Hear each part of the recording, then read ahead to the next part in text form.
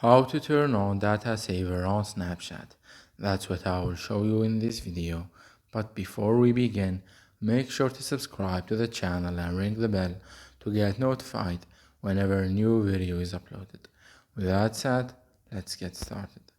So go ahead and open up Snapchat, and once you do that, click on the Bitmoji or avatar at the top left.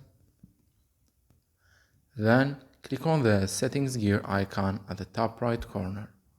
Once you're here, you want to scroll down to the privacy control section, and from there click on data saver. You will land on this page right here, where you will be able to activate the data saver by checking the box next to it.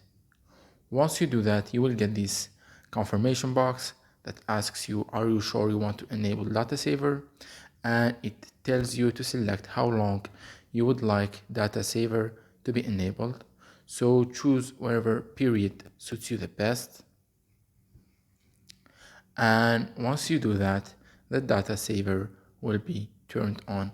But keep in mind that Snapchat tells you that this feature will reduces the mobile data usage, and you'll need to manually load content like lenses and snaps, and they may take longer to view, so keep that in mind. So that was it for this video. That's how you can enable and activate the data saver on Snapchat. If you have any questions, please leave them in the comment section down below. With that said, see you in the next video.